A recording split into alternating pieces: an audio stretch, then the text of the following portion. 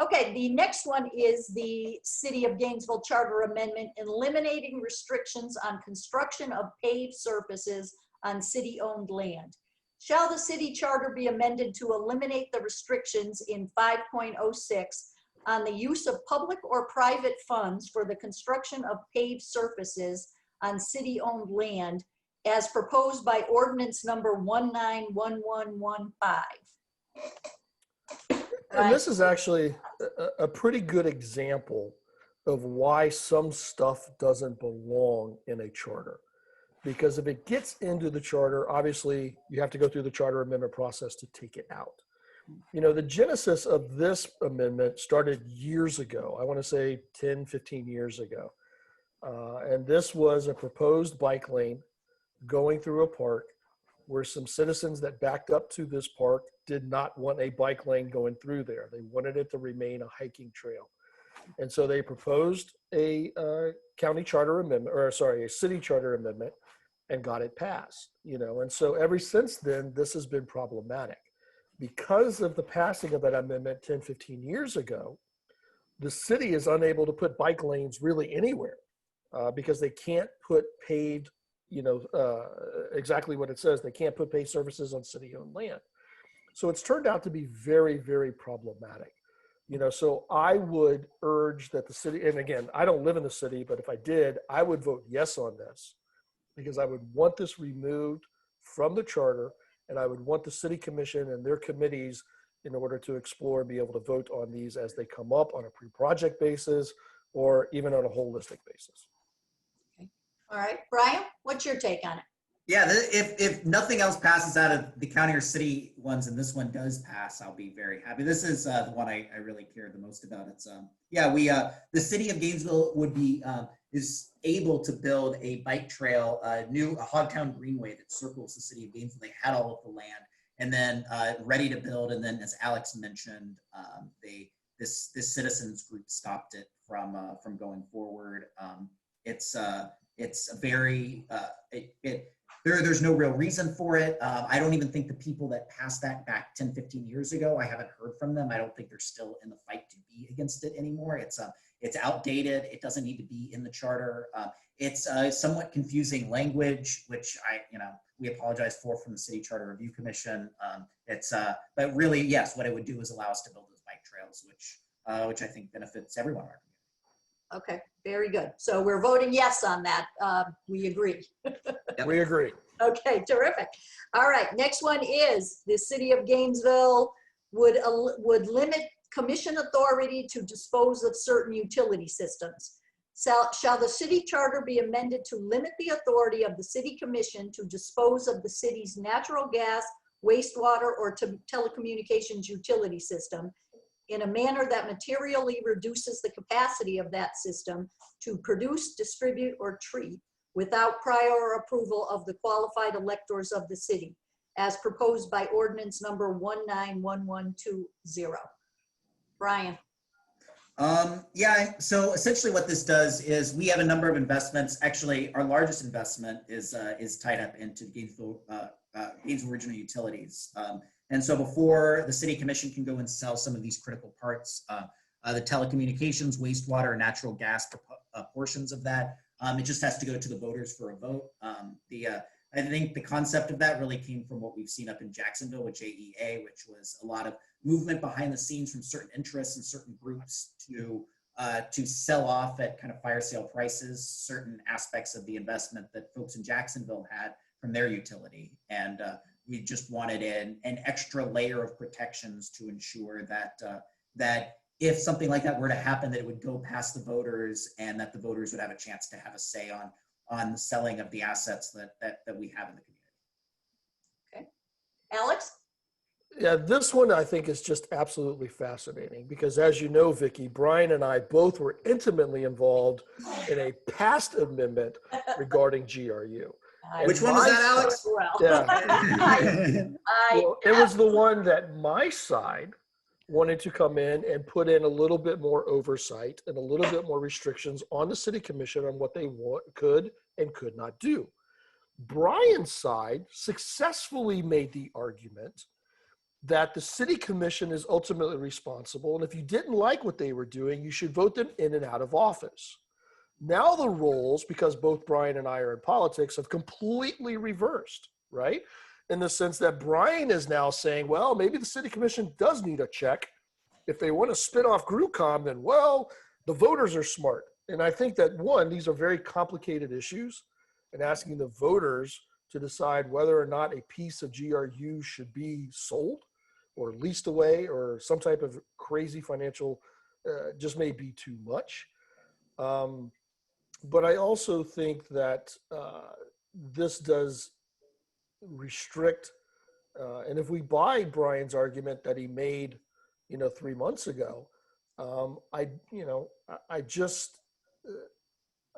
don't know if the city commission should have additional responsibility or additional checks put on them, especially when those checks revolve around some type of direct democracy. We are a republic as a nation for a reason. These utility issues seem to be very, very complicated. And if a board of experts couldn't be a check on GRU, I'm not sure that we should leave that up to the masses. So I would vote no on this. But to me, this is the most fascinating one on the ballot. Okay. Any follow on, Bryan? Yeah, I mean, I was against Rick Scott personally taking over GRU, Alex. Oh, here we go. Yeah, I mean, listen, how you structure government in a way to make sure that you're having people that are able to pay attention and make decisions versus having oversight of those folks is complicated, right? And I joke, Alex, because we took what was a complicated issue and sort of boiled it down to its sort of most emotional aspects of it during that election cycle. But it makes sense in certain aspects to have a check and balance, like changes to the charter, for instance, or going to the voters. It is not necessarily your elected officials that can just unilaterally make that determination. And so certain things rise up to that level where you want to have a additional check on something. And this seems that just based on recent history and what we have seen, that there's hundreds of millions of dollars, I might be off by a zero in there, in investments in Gainesville renewable utilities. And we've seen that there are certain groups that are willing to take advantage of that. If they think it would be easy, this makes it less easy to do that, which might, push, change some minds if that ever were to come up here in Gainesville like it has in other communities. Yeah, I mean, this gives me incredible joy, Bryan, that you have come around and you now agree with the principle that GRU needs some additional oversight to be determined. To be You're right. I'm wrong, Alex. You're so smart. Oh, that is going to be a meme somewhere. I can only imagine. All right. Well, we have amazingly enough come to the last one, which is the City of Gainesville Charter Amendment creating a preamble to the charter. Shall the city charter be amended to insert a preamble statement that affirms the charter and expresses the values of the people as proposed by ordinance number 191121? Who would like to go first on this one? I can read the preamble if you'd like. So we decided we don't have a preamble in the city of Gainesville. We decided to put one in. I actually created a campaign to vote yes on all the local amendments from county and city. If you go to voteyeslocal.com, you can see why you should vote yes on all of them. But also we have the preamble language on there, which is and so I have the preamble language up here from the website. It's we, the people of the city of Gainesville, under the Constitution and laws of the state of Florida, value the benefits of local self-government and an honest and accountable commission management government. Hereby affirm this charter. By this action, we increase citizen participation and promote equal opportunity of broad cultural diversity of the city and inclusiveness that focuses on justice and equality.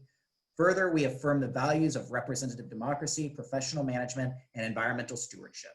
A preamble has no force of law. It's just a prologue to the rest of the charter that does have the force of law as a charter. So it's just a preamble, and it's just a way to sort of kick off it, to give some kind of focus and prologue to what you're about to read.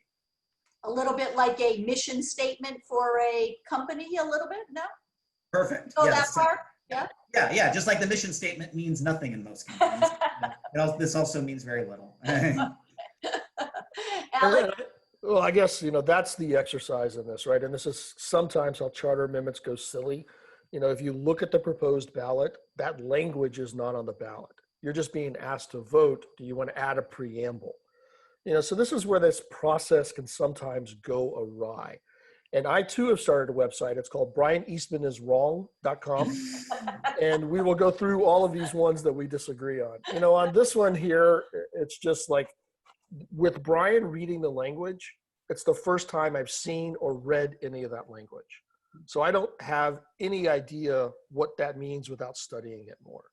I do think I don't know what the right word is, Bryan, maybe somewhat rude to ask people to vote on a preamble statement and not include that anywhere. Now, I know that's not possible sometimes in the ballot restrictions and the language, but that's a fundamental flaw, I think, in this exercise sometimes. And on this one specifically, you're asking me to include a preamble that you've written, not you, Bryan, that the city has written, that the city charter committee has come up with, and it's not on the ballot. So I do think that's somewhat problematic. And those are just language restrictions. You've seen doing the constitutional amendments, there's only so much language you can put on there and it's just too long. I do wish that it was easier to find. The reason I put it on I had to dig to put it on our website. It's not the easiest thing to find online. I think probably the Gainesville Sun has ran it, but yeah, it would be better, but that's just the length of the ballot and the supervisor of election being able to print it on the paper that they need to. But I agree with you, it'd be better if the preamble was on there. All right, any final thoughts, gentlemen? Anything we want to wrap up with? Any closing statement you'd like to make? I'm used to doing that with our candidates, so I feel like I should give you both a little closer. I mean, my only closing thing is, I do think that sometimes these are an afterthought, but they're extremely important, because if they're successful, then to remove them becomes extremely successful, or I'm sorry, very, very problematic. And like we've seen with the city of Gainesville, right? You put in a charter amendment and all of a sudden the city can't pave anything anywhere in the city. This becomes problematic, and so that's my concern I have again about number 4 on the statewide constitution, which would be making constitutions, you got to pass them twice. These things become almost impossible to take out sometimes. So, I would just urge all of the city, or all of the residents and all of the voters, to consider each one of these carefully and agree 100% with me. Bryan, do you feel the same? Yeah, well, I would encourage everyone to vote yes on all of the local amendments and to read carefully the state amendments. There's, like I said, we have a website, voteyeslocal.com, where you can see why the Sierra Club, the Alachua County Democratic Party, the Gainesville Sun have all agreed that you should vote yes on the local amendments. On the state amendments, there's you can go to alachuadems.org and you can see the Democratic Party's recommendations for each one of those. But yeah, I mean, read these carefully. Alex and I think, have done a fairly good job of giving some of the words and all background of some of these that can be hard to tell from just from reading the language that's on there. But yeah, look over these. As Alex mentions, it's always really sexy to vote for president or for Congress, but some of these are going to have a much larger impact on your day-to-day life than either of those positions will have on you, and your happiness and how you go about your day-to-day living. So read these carefully and make good decisions, and then vote yes on all the local ones. Thank you so much, both of you. Alex Patton, Ozean Media, Bryan Eastman, Realist Strategies. It's been a pleasure to spend time with you today, and you've really illuminated some of the detail and background of these amendments, which, as you both said, and I concur heartily, is very hard to get to when you're just reading, and especially if you wait until you're at the ballot booth to do it. So we at the Greater Gainesville Chamber would encourage everyone to do the same. Do your homework, do your research.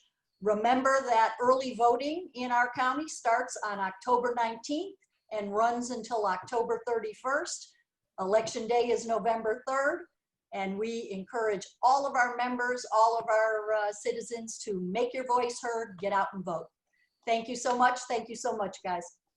Thank you.